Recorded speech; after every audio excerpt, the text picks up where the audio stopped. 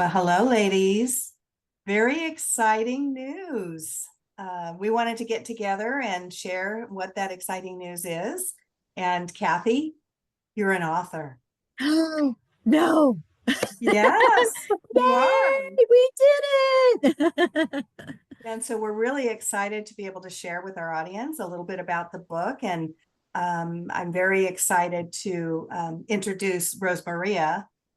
Rose Maria is a longtime friend and client, and she's a people expert and HR Oh, yes. expert.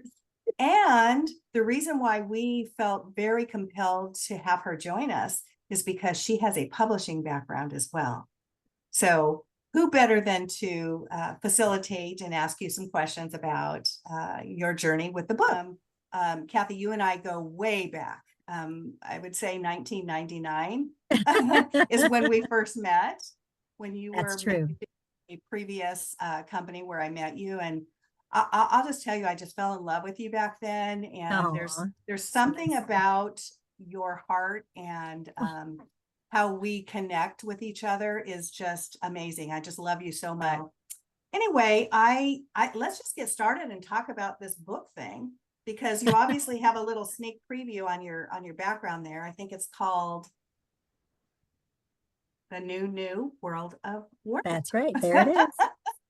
Yes, Right there. It's really, right. it's a labor of love. It was absolutely fantastic to do it. But oh my gosh, did I learn a lot. And Gina, thank you so much for all of your help, and Rose Maria for endorsing the book. Oh, it really was a combination of many people coming together to help us get this book published and out there. So can't wait to talk about it.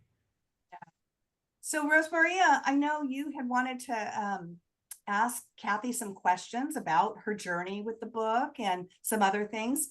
What would you like to say to get us going on the book?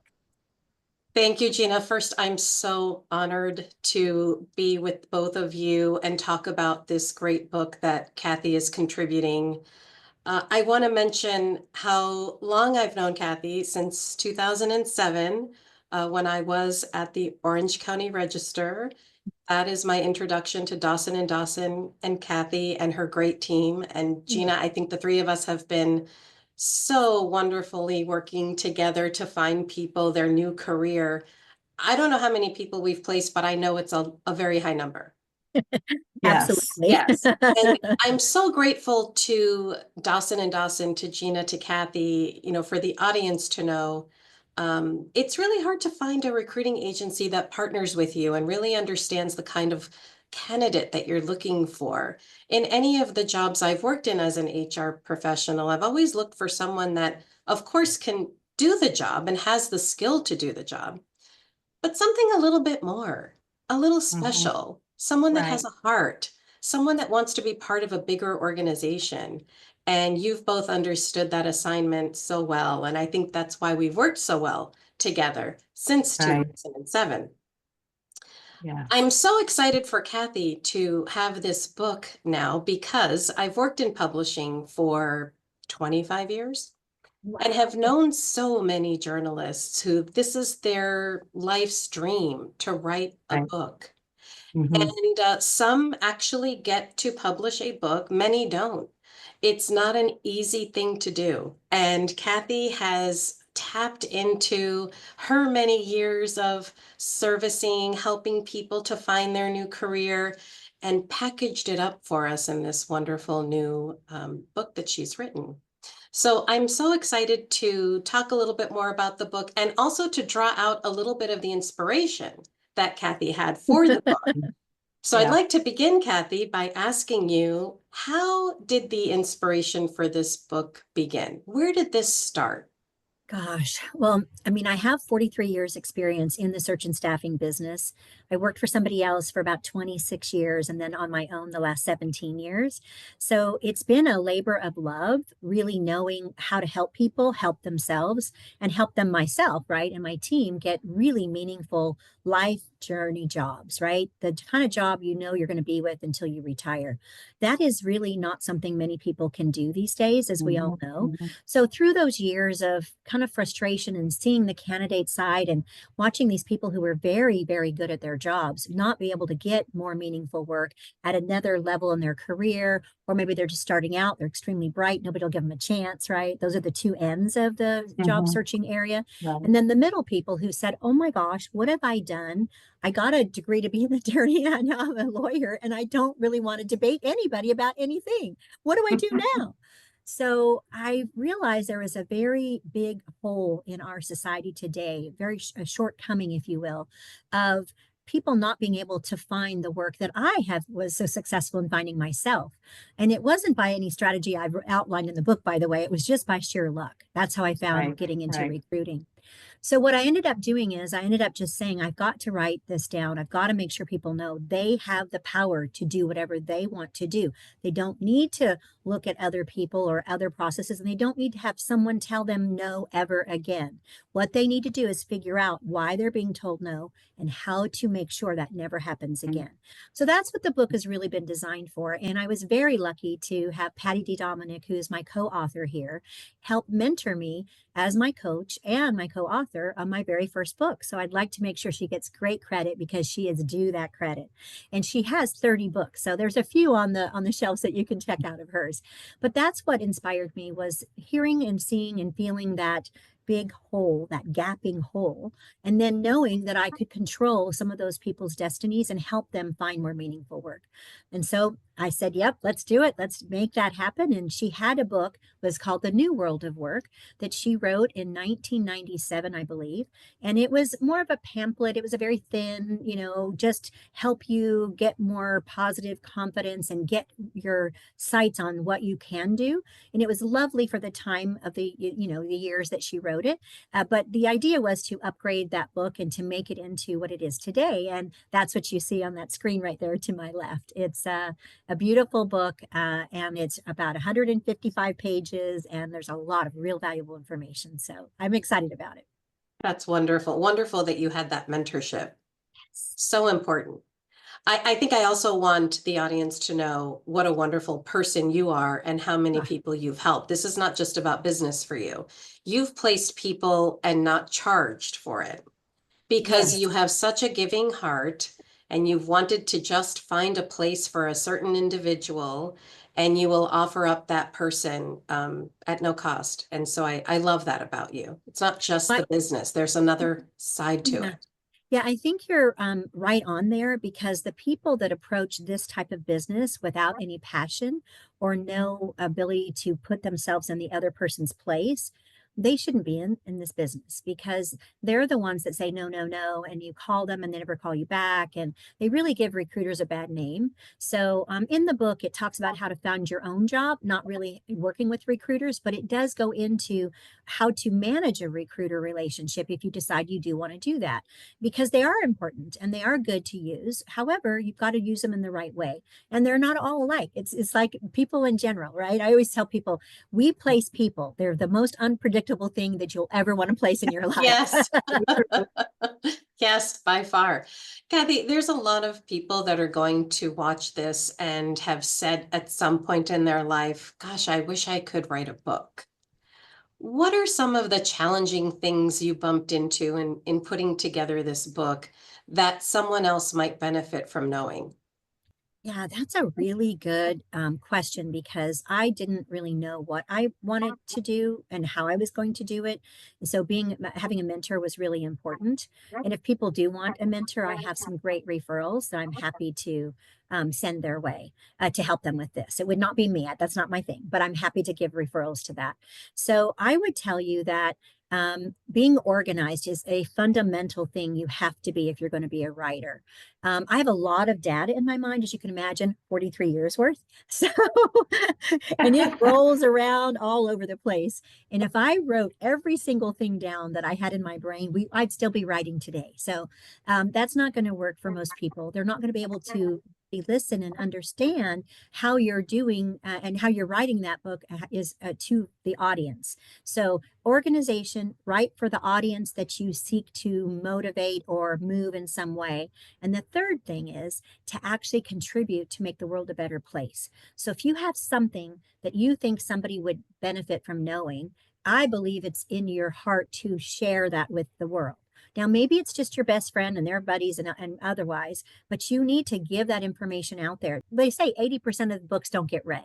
So the likelihood of this being read by all 400 or 500 plus people that we bought the books for already is really not correct thinking. And if we think we're going to make money off the book, that's not it either. It's about making the world a better place. That's all we're looking to do. Well said, and it's sage advice, that's for sure. So thinking about the book, now that it's out, I believe it's on Amazon. It is. I was lucky enough to get my copy from Kathy Dawson, but it is on Amazon.com for anyone that's interested in purchasing the book. What are the top 3 things that you would like your audience to walk away from once they've finished reading this book?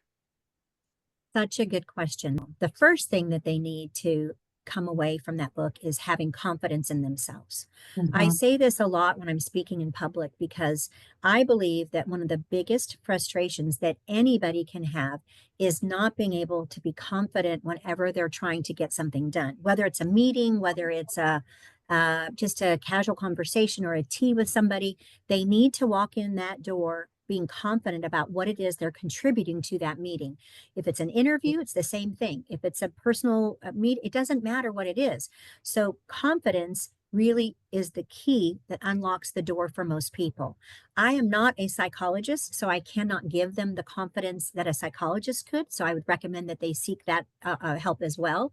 However, you will be more confident than you've ever been when you look at, when you look at that book, because it tells you exactly like it's one of the third chapter is just got fired. Now what do I do? Well, who hasn't been fired? We've all been fired one time in our lives, it seems like, right?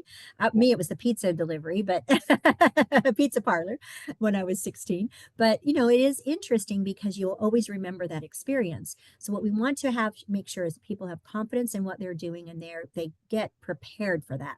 So confidence, and then you want to learn as you go. So take great notes, do lots of research, find out what it is that makes you happy.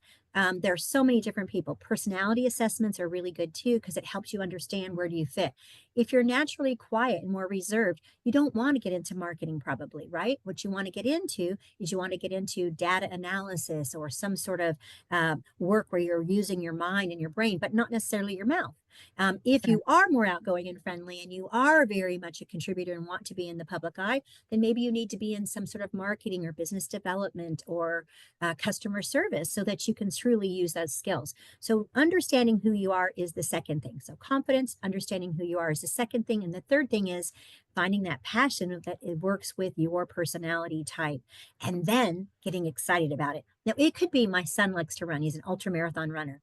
I gave him the book because he got laid off just recently. It was a perfect timing. And he actually took it on a plane with him to a run he did. And he said, I read it the entire way. And I said, oh, good. And he has lots of interviews and he's doing really well, but he still hasn't landed a job. It's only been 2 weeks, so it's okay.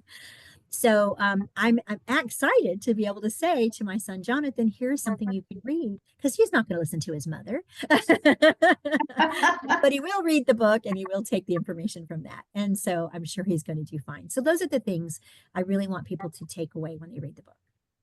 Thank you for that. You mentioned confidence, and I wanted to just pause there for a moment because I, of course, am on the HR side interviewing many candidates that you've sent to me. And confidence is such an important part of that interview. And we all have it. We just have to find it. For some of us, we are born with it. For some of us, we find it with age. But it is there in every single person. You just have to find it and cultivate it.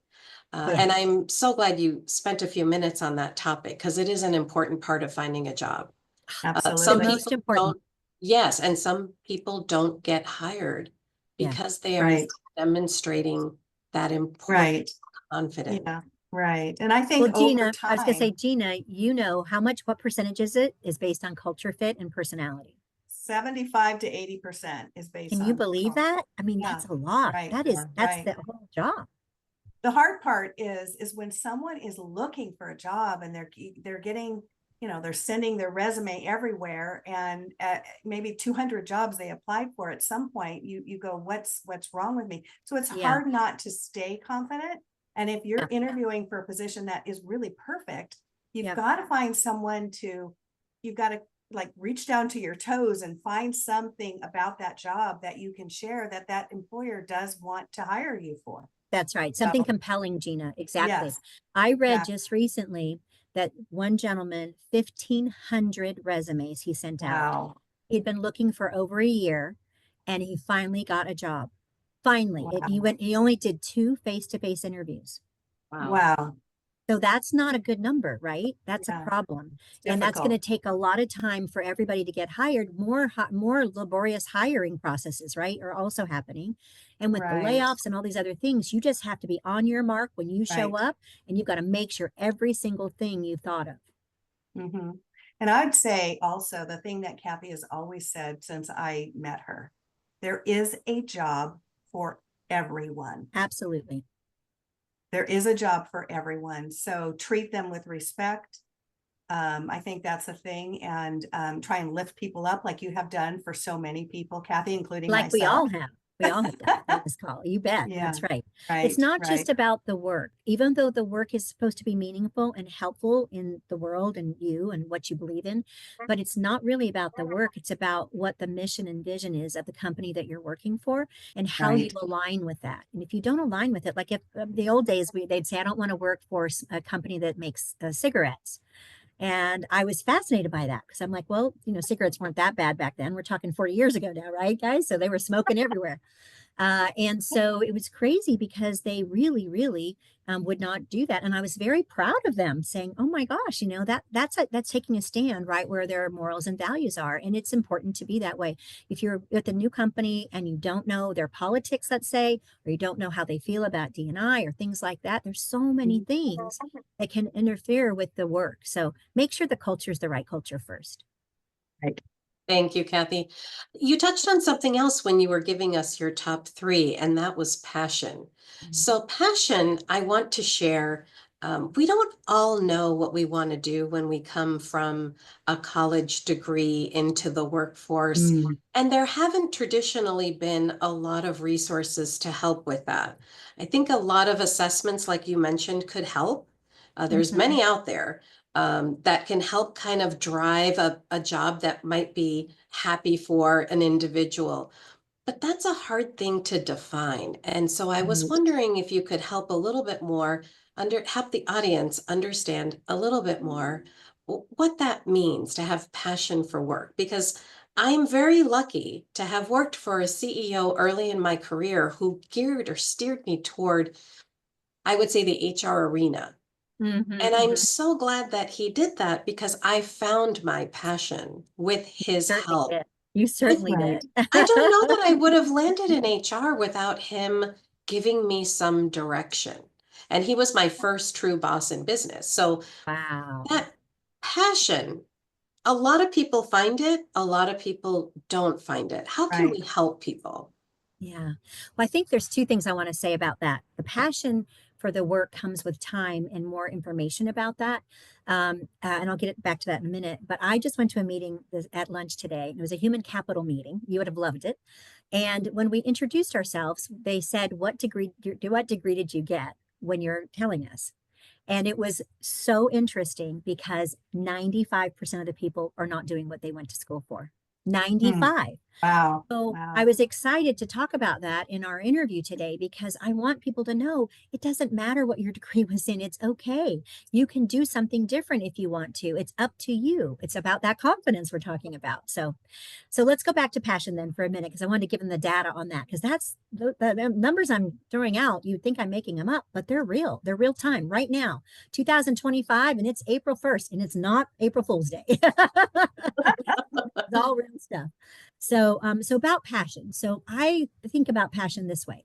I feel like passion is something you're born with. You either get it or you don't get it. So, and I have lots of family members. I'm a big Catholic family person. I mean, oh my gosh, I've got at least 1,000 relatives that are immediate relatives to me, probably. So, and I've seen so many different personality types. That's why I bring it up.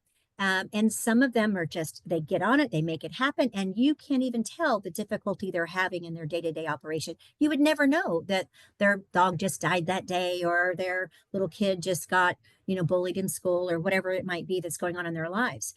So I feel like you can get that passion, and I do have people I can refer to have that, create that passion.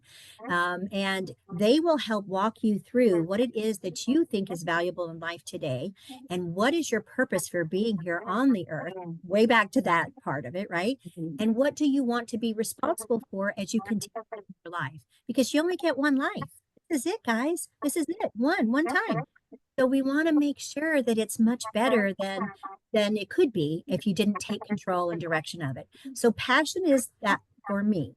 So what I think is that if you're an accountant, maybe doesn't have passion about people, but loves those numbers, find a way to get the passion from the numbers so that you can be excited about it. So find what makes you happy. If it's numbers versus talking, that's fine. We want the numbers, people. You know, probably this, Rose Maria and Gina, I know you know it as well, that we are having a very big difficulty right now in America today with finding accountants. We cannot find anybody who wants to do accounting. And CPAs, they don't want to be a CPA either. Why do you think they don't want to do that? There's no passion for that long hours and all the stress that they have to go through from January to April. It is not pretty for them.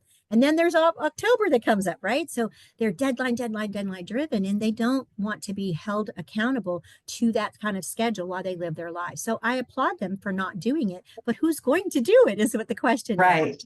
Right. So I think they'll find the passion for what they like, whoever they are. And if they do what the book tells them to do and what we're suggesting, they're going to find how to make that part of who they are. And so that when they speak to people about things that they may or may not be excited about, they feel that genuine sense of loyalty, drive, ambition, and positivity coming back towards the company and the relationships that they have. So that's passion. Perfect. I love that answer, Kathy. Thank you so much for sharing. And I want to say that for those of us that have found our passion in our vocation, it doesn't feel like work. And if you're lucky enough, to be someone who has really found their calling, if you will, it doesn't feel like a job. It really doesn't feel like a job. Yeah. Yeah. Okay, so let's switch a little over to your authorness. So honored to be here, and I'm so happy that you've done this for all of us. This is just you giving of yourself. Do you have a favorite literary quote now that you've become an author? Is there someone that has a quote that maybe makes you feel so, I would say, passionate about, what they're trying to convey in that quote? Well, I've always been a fan of Eleanor Roosevelt because she was married to Theodore. And remember, that was a very tough time in America. Thank goodness I didn't have to experience it myself. But I love history, and I absolutely love how people take a look at the labor force and the workers of yesteryear and then today. It fascinates me how we've done what we've done, how we've gotten where we've gotten, and how many amazing things we can do. I mean, AI is just like out of the world for me, right? I thought all these other things were so great. And then I'm like, wait a minute, you've got a tool here that will help you save time and your mind, it's just amazing. So I would say that I still appreciate what the Roosevelts had to say. It's a timeless, I should say, quote, and it's far and away the best prize that life has to offer is a chance to work hard and to help with doing worth doing. So you want to be able to do work that's meaningful, that's making a difference. And what I read that, even years ago, but when I was researching to do this interview, I thought, gosh, let me go see if there's any other ones that make me happy.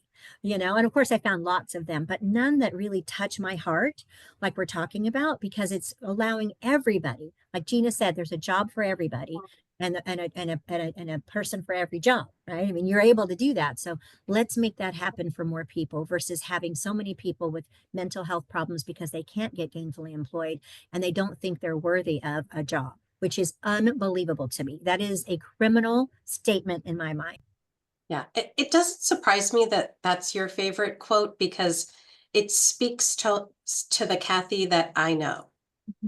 You are also very much that person in giving of yourself, your time, your company. I can see how you would be favoring that quote over any others. So now let's switch over to those who are thinking about writing a book. they have this thought in their mind. Maybe they've been talking about writing a book for some time. What advice could you give them to get started? Um, I think that writing the book is the easier part, believe it or not, once you have the outline. Okay. So the outline is the key. And then once you have the outline, well, I should say the book title. You have to have a title or a couple of titles, you maybe 3 to 5 titles. And then you start the outline. And then you say, okay, am I missing anything in that outline? Is there something clearly that I have forgotten just because I'm trying to get it all on a piece of paper right now or, typing it up? And then you just do more and more research in that particular field you're writing about. I'm writing a help book, right? A self-help book kind of thing. There's many other kinds of books. One of my attorney friends just wrote a sci-fi book, and Oh, another wow. friend, one of my friends' wives, just wrote a gardening book. And oh my gosh, the way that they went through their writing journeys was just totally different than mine, but very similar in some ways. So it's fascinating how you can do, again, like we're saying in the book, anything you want to do. You just have to know the right people. So that's the outline. It's the topic. Make sure that it's a timely book. So I wouldn't write about how to cut down jobs in companies right now. We're doing fine without a book on that.